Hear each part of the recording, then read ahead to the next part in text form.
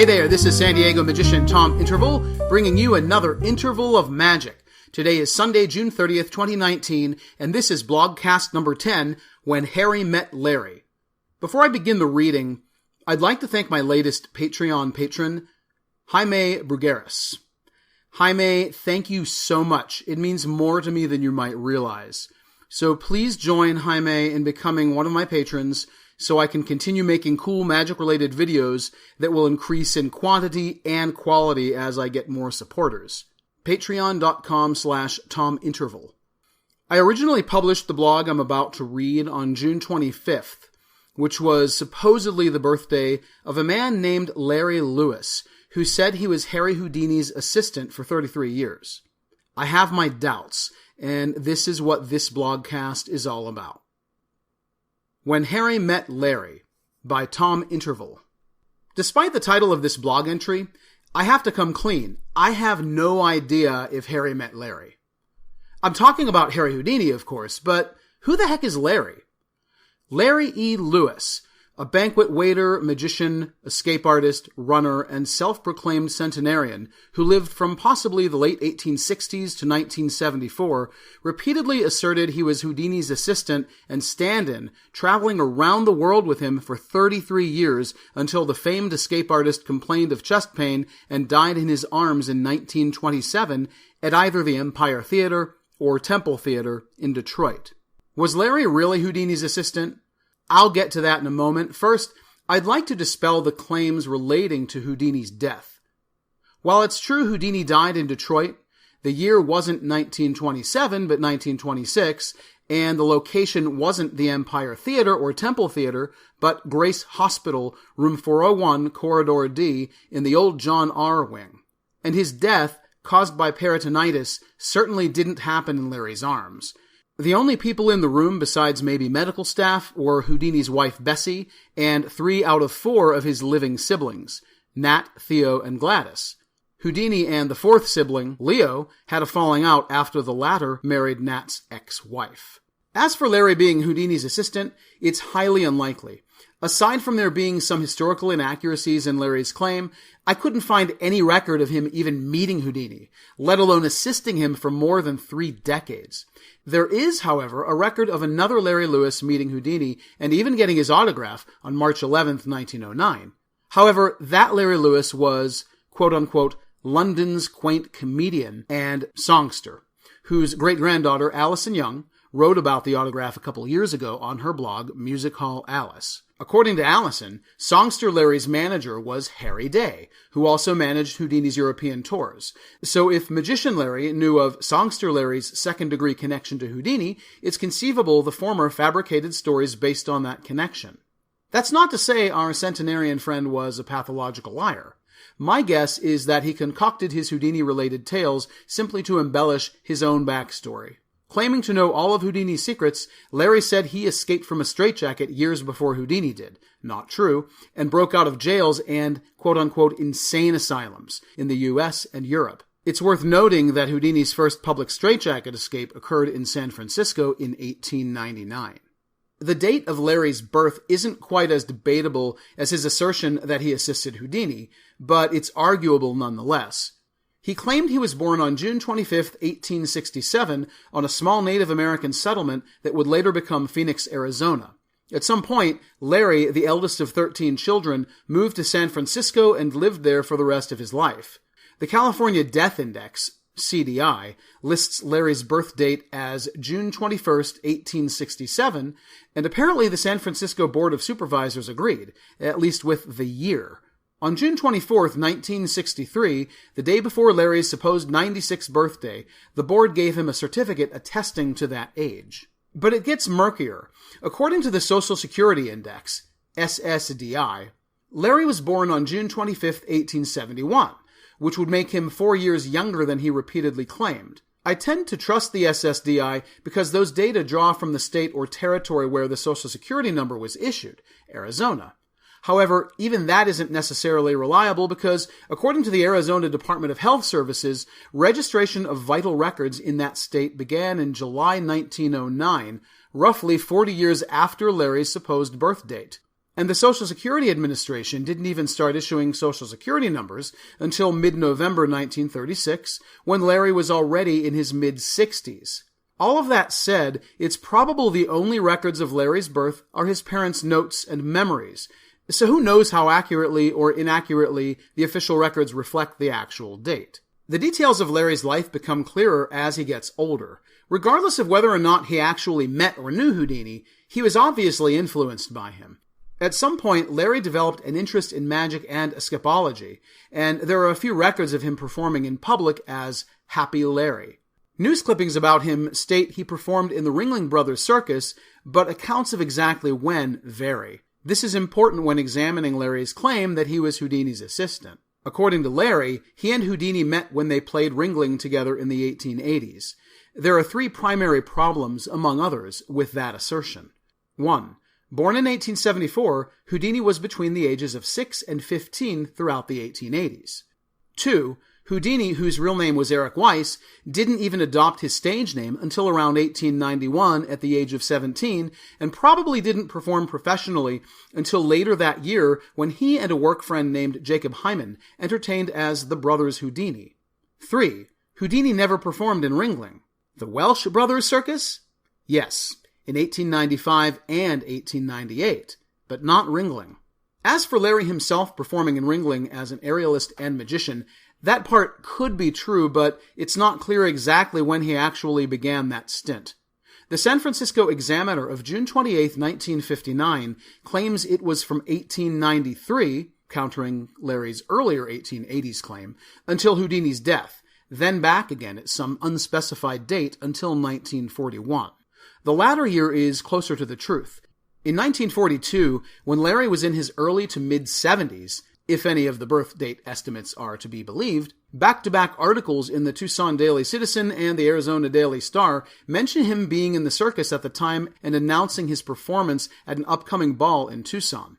One Daily Star article, dated January 25th, claims that Daredevil Happy Larry, the only person in the world doing a 65-foot drop while getting out of a straitjacket in midair, had been a feature with the circus for the past 5 years, which implies he started around 1937 when in his mid-60s. When this article was published, Larry was supposedly in his 70s. If he really ended up doing the straitjacket stunt at the ball as written, he would have been one of the oldest escape artists in history, but apparently not the oldest. That distinction belongs to Ron Cunningham, aka the Great Omani. But that might not have been the case for very long. A blurb in the Billboard published about a week before the Daily Star article claimed Larry was in his final season at the circus. The sad truth is, none of these numbers add up, and I still have no idea when his circus stint began or ended, let alone if he was even in the circus to begin with. His accounts in newspapers differ depending on which one you read. Other Daily Star announcements that week claimed Harry also would perform many interesting disappearing acts at the ball, and that his incidental repertoire will include card tricks and other sleight-of-hand routines practiced during his association with Houdini. But it seems his main interest was escapology. Before his straitjacket escape at the ball, he had planned to do a challenge escape from 50 feet of rope tied by Edward F. Eccles, a rodeo champion and the sheriff of Pima County, Arizona, from 1937 to 1946. Sheriff Eccles wasn't the only one tying knots around that time. According to the 1942 Billboard blurb cited earlier, Larry married Florence Hale in Las Vegas on December 31st, 1941, when he was in his early to mid-70s, depending on which of his birth years you believe.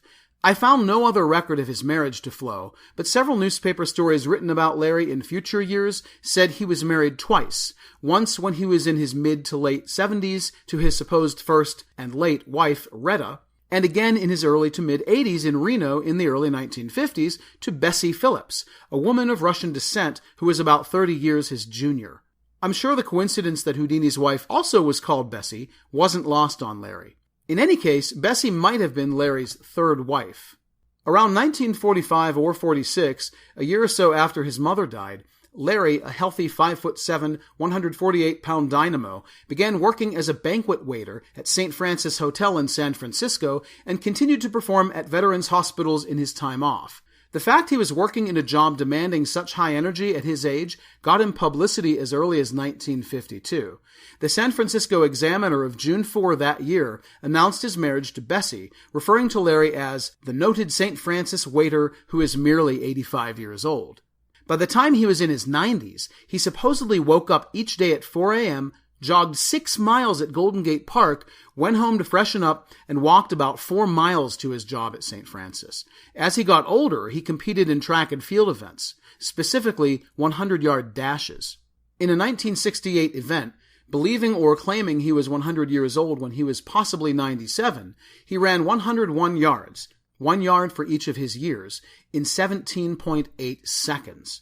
In June 1969, he beat his own time by 0.5 seconds, running 102 yards in 17.3 seconds at UC Berkeley's Edwards Field. Apparently, that time was an unrecorded record in his age group. His unofficial mark still stands as the one to beat, writes Leonard T. Olson, author of Masters Track and Field, A History. Although his name isn't in the records book, he is an inspiration for everyone. Larry himself said running that dash was, quote-unquote, child's play. He was a bit slower the following month when he ran in San Diego at the U.S. National Masters Championships, running the dash in 19.4 seconds. The same day, he reportedly presented a straitjacket escape, but I found no record of it. Larry's track and field accomplishments yielded him more publicity than any of his exploits as a performer.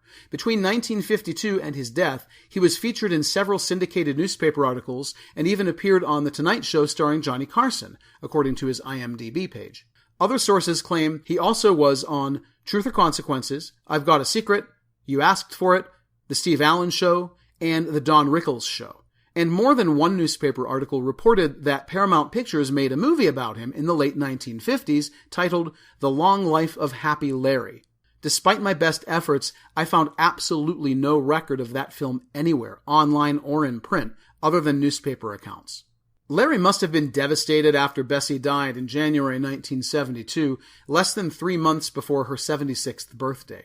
Since Bessie, Mrs. Lewis, died about 6 months ago, he has been working 3 shifts a day at the hotel, up to 17 hours, trying to get hold of himself after the great loss, according to an article in the June through July 1972 issue of the Northern California Running Review. By October 1973, Larry had retired from St. Francis and worked as a Goodwill ambassador for Western Girls Staffing Service, now known as Weststaff. In December, he was admitted to Hahnemann Hospital in San Francisco, where he died of liver cancer on February 1, 1974, a few months before his 103rd or 107th birthday. Larry, who looked like Jimmy Durante and sounded like baseball player Casey Stengel, according to one reporter, received national newspaper coverage after his death. Some headlines confidently proclaimed he was Houdini's assistant while perpetuating the myth within the articles themselves. Larry Lewis dies at 106, former aide to Houdini. But most identified him as a running waiter or jogging waiter, and some called him Superman and a city institution.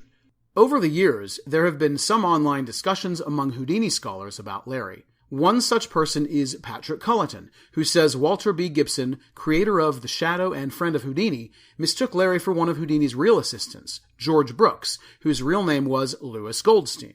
Gibson told Patrick and at least a few other Houdini experts that Larry and Goldstein was the same person, and that claim spread over the years until Gibson's error was caught. I can't find Larry Lewis anywhere in Houdini's life or career, wrote Patrick, as opposed to Louis Goldstein, who is with Houdini for 14 years. 3 other men widely known to be Houdini assistants were Franz Kukl, Jim Collins, and James Vickery. But Larry Lewis? Not quite. Even so, I'd be remiss not to admit that both men had some things in common, including a love of magic, escapology, self-promotion, myth creation, and healthy living. Both men exercised and never touched alcohol or cigarettes. Yes, it's fair to say Larry is a peripheral character in Houdini's grand story, but if the two had actually met, I think they would have hit it off immediately. On what would have been Larry's 148th or 152nd birthday, I wish you good health, happiness, and the ability to live to whatever Larry's real age was. Thanks for watching and or listening to this interval of magic. If you enjoyed it and want to see more like it, along with a variety of other great magic-related content, please help support my work by becoming a Patreon patron at www.patreon.com/TomInterval. Also, please like and share this, subscribe to my Interval Magic YouTube channel, and follow me on Instagram, Facebook, and Twitter, @IntervalMagic. Until then, may your intervals be happy, peaceful, and magical.